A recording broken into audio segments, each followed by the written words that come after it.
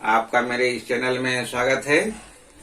तो ये present indefinite tense तो हम लोग पहले पढ़ चुके हैं, लेकिन कल एक मेरे सब्सक्राइबर के है या जो भी न्यूज चैनल देखते हैं उन्होंने मुझसे क्वेश्चन किया था कि प्रेजेंट इंडेफिनिट टेंस में थर्ड पर्सन का सिंगुलर नंबर का सब्जेक्ट रहता है तो भर में एस या लगता है और ईएस भी लगता है, तो कहाँ एस लगेगा और कहाँ ईएस लगेगा, ये उनके मन में कंफ्यूजन था।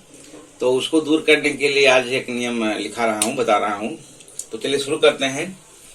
तो प्रेजेंट इंडेफिनिट टेंस या सिंपल प्रेजेंट के वाक्यों का अंग्रेजी अनुवाद करने में किस क्रिया के साथ एस लगता है और किसके साथ एस लगता है, इसे कुछ नियम है। पहला, साधारणतः वर्ब के साथ एस का ही प्रयोग होता है।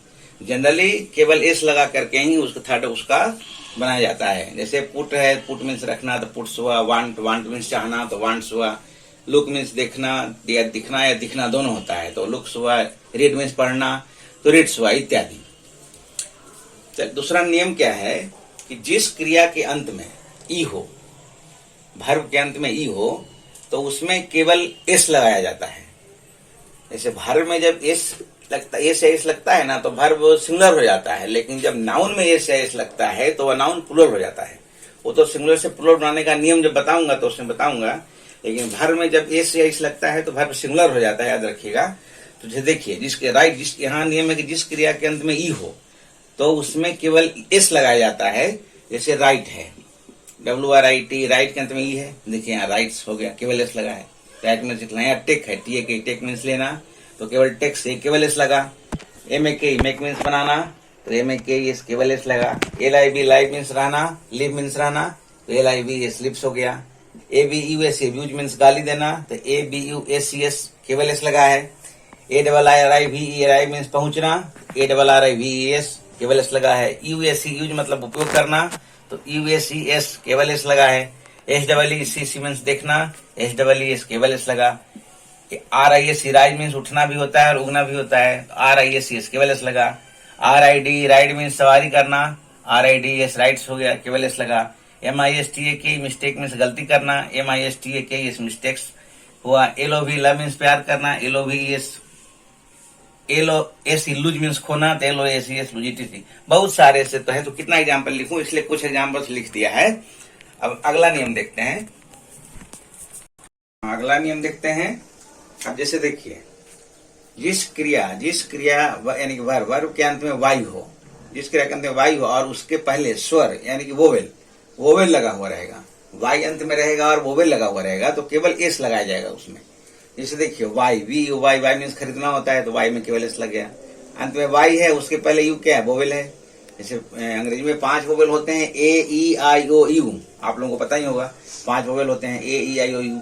तो वाई हो उसके पहले वोवेल रहेगा तो उसमें केवल एस लगाएंगे। जैसे देखिए प्ले के अंत में वाई है तो इसके पहले वोवेल है ए, तो यहाँ भी केवल एस लगा। प्लेज, पे मीन्स भुगतान करना तो पे के अंत में वाई है, इसके पहले वोवेल ए है तो इसमें भी केवल एस लगा। से मीन्स कहना, से के अंत में वाई है, इसके पहले वोवेल है ए तो इसमें भी केवल एस लगा। स्टे मीन्स ठहरना तो स्टे के अंत में वाई है, उसके पहले है तो इसमें केवल एस लगा।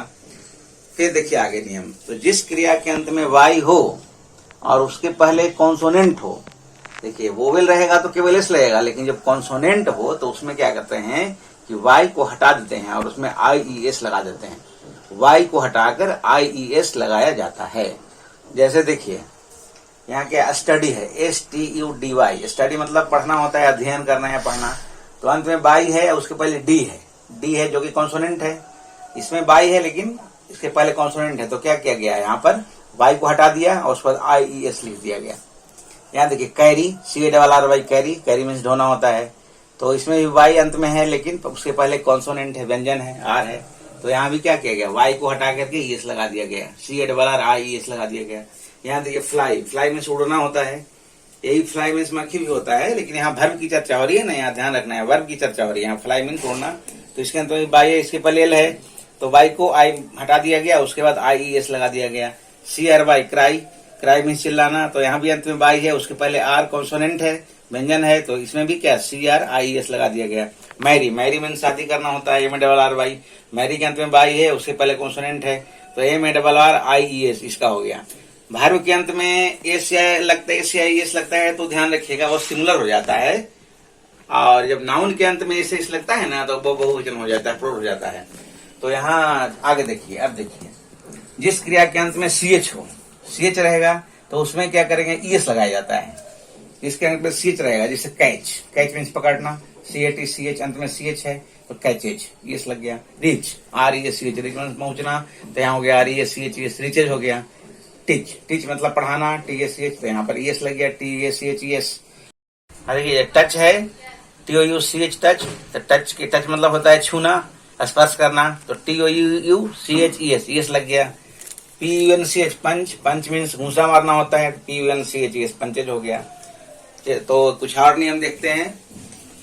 तो अगला नियम है, यहाँ 6 देखते हैं, ये थोड़ा इंक कम हो गई है।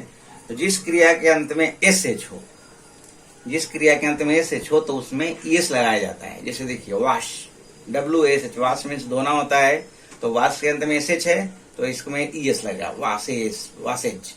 ब्रश, ब्रश तो ब्रश करते हैं ना, ब्रश मुंह धोते हैं, ब्रश करना, जैसे ब्रश और टीथ, दांत साफ करना, तो BRUSH हो गया, ठीक है। क्रश, क्रश मीन्स क्या होता है, कुचलना, कुचलना, कुचलना, ठीक है, कुचलना, तो क्रसेज, CRUSHES, क्रसेज। पुश, इस लगा पुश, पुश मीन्स क्या होता है, धक्का देना, तो PUSHES, पुशेज, ETC। इस ध्यान रखना, ऐसा वर्ब है, वर्ब को मतलब किसमें एस लगेगा, और प्रेजेंट इंडेफिनिट टेंस का वाक्य में किस वर्ब के साथ एस लगेगा, किसके साथ एस लगेगा, उसका नियम हम लोग जान रहे हैं, ये ध्यान रखना है। तो फिर अगला नियम है कि जिस क्रिया के अंत में ओ हो तो उसमें एस लगाया जाता है। जैसे देखिए गो, गो के अंत में गो के अंत में एस लग गया। जैसे डू, डू के अंत में, एग्जाम्पल्स बहुत सारे हैं लेकिन कुछ दिया, इतना लिखेंगे तो घंटों वीडियो चला जाएगा। GOES, जो गो, ES लग गया, डू में ES लग गया, डज हो गया। फिर जिस क्रिया के अंत में जेड हो तो उसमें भी ES लगाया जाता है। जैसे देखिए क्विज, क्विज मतलब होता है प्रतियोगिता कराता है ना कोई, तो क्विज बोलते हैं, क्विज हो रहा है, तो उसमें क्विज अंत में जेड है तो ES लग गया।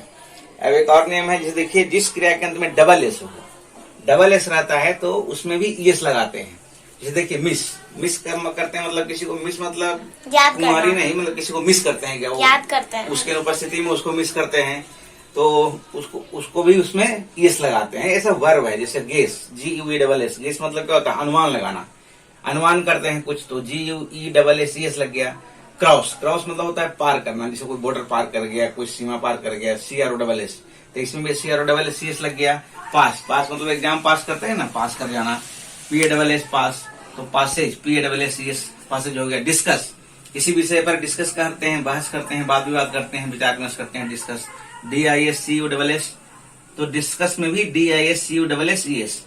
तो ये सब एग्जाम्पल्स हमने बताया, तो इतना एग्जाम्पल्स आप लोग याद रखिएगा। अब जनरली केवल एस ही लगता है, लेकिन ये सब कुछ एग्जाम्पल है जिसमें ES लगाया जाता है।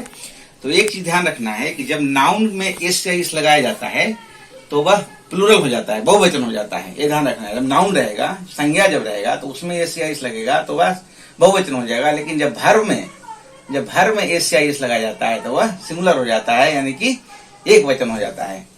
तो मुझे उम्मीद है कि आप लोग समझ गए होंगे कि प्रेजेंट इंडेफिनिट टेंस में किस वर्ब के साथ एस लगता है और किस वर्ब के साथ एस लगता है। जहां कोई नियम नहीं समझ में आए वहां सिर्फ एस लगा देना है। तो आज इस वीडियो में इतना ही। आपको लोगों को नवरात्रि की शुभकामनाएं, क्योंकि आज नवरात्रि का प्रथम दिन है। तो जय माँ दुर्गा, जय माँ Bhagwati. Thank you so much.